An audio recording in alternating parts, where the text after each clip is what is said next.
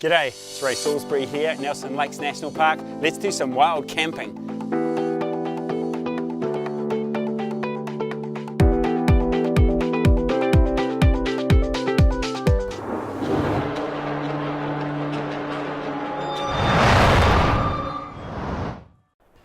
Well, I've arrived at the car park below Mount Robert. We're about to spend a couple of hours climbing up to Bushlion Hut, and I want to take some photos at night looking down on the village of St Arnaud.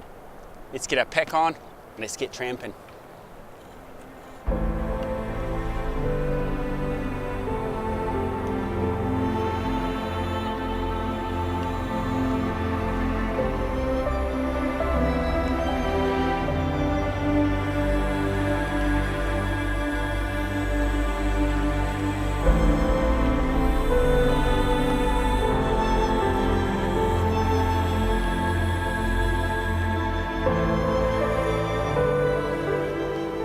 To kick off the series on wilderness camping, I planned a relatively easy climb to the top of Mount Robert. It was just a few days after Christmas and I was still tired from working all year and not particularly fit. So I chose the easier track up the mountain. Just an hour's amble up Paddy's Track, there's glorious views over Lake Rotuiti. That means small lake in the Māori language.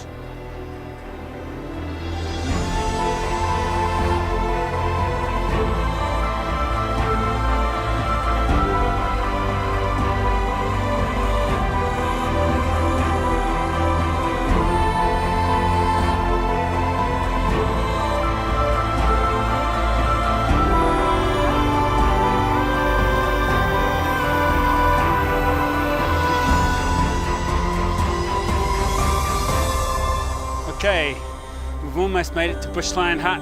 I've climbed for nearly 2 hours above Lake Rotuiti, and I'm pretty knackered, but I'm fit enough to do this tramp. I've done it 3 times before. Let's go and find the hut and see if anyone's inside. Okay.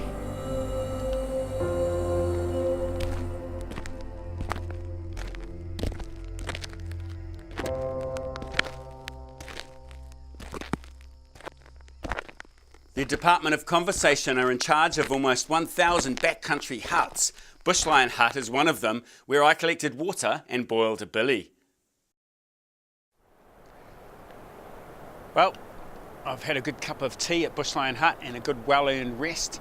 I think it's time to head up the hill and get my tent out and start looking for a neat composition. Let's do this. Millions of tourists hit our shores over summer. But by sleeping in a tent, I knew I could avoid the madding crowds in the tiny town of St Arnaud far, far below.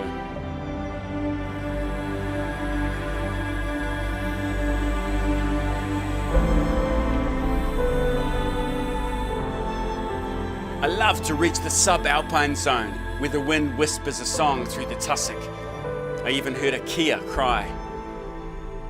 Eventually, I reached the summit area of Mount Robert and began searching for a flat spot to camp. I bought this yellow tent because it could be useful as a bright object in the foreground of my photos.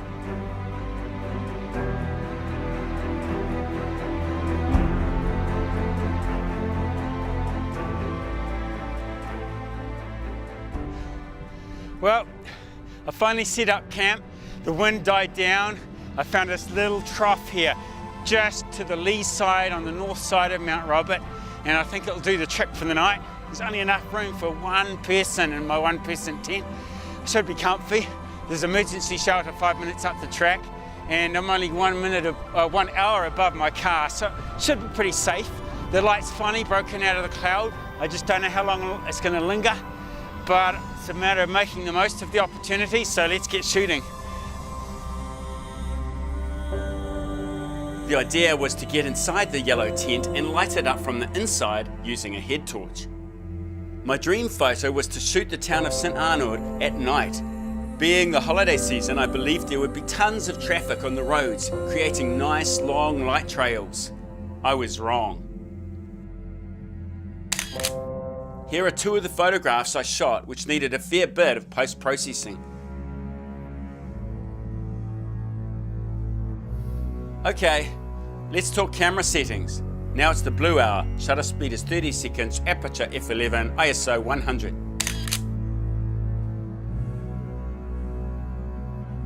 Disaster was about to strike.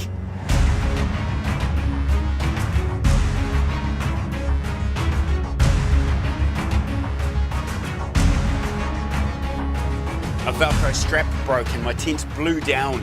The outer fly was separated from the inner tent. So I struggled to hold the tent up, but I could not effect a good repair job. The wind was just too strong and I was forced to retreat.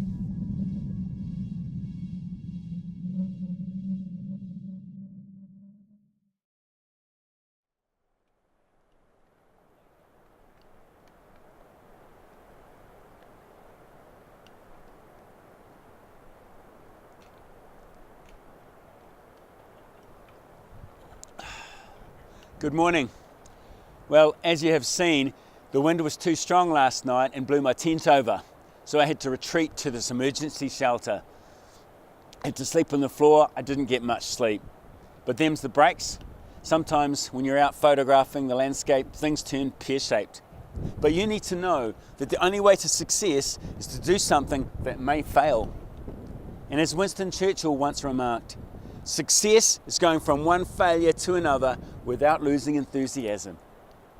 Now, I've had my share of photo trips, photography, road trips, and missions to the mountains that have turned pear-shaped. Let's look at some of them. A couple of years back, I was filming a tutorial on my favorite beach, Whaririki. My wife and I sheltered from a severe sandstorm under a large sea cave. When the tide retreated and the light was right, we moved into position, attempting to shoot the lesson. A gust of wind blew my trusty old 5D Mark II into the drink. Hallelujah for insurance.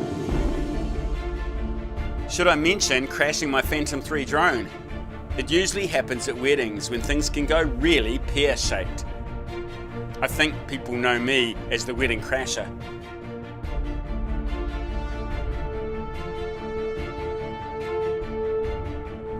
About 4 years ago on a tramping expedition, my mate slipped on hard ice, cutting his face open.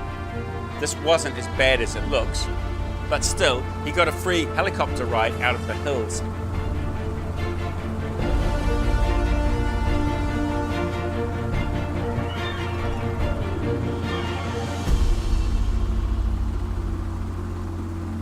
Sometimes my missions don't go to plan. I have faced ferociously flooded rivers. I've struggled through freezing temperatures. I have run out of food. I've been lost in the mountains for days on end. But as Winston Churchill so profoundly said, success is not final. Failure is not fatal. It is the courage to continue that counts. If you want to learn advanced Photoshop techniques like I have used, enroll in my Locations course. Would you like to feel confident in post-processing your images? Click the yellow Locations graphic to learn more. Or watch the second episode of Wilderness Camping where Ray climbs Mount Fox.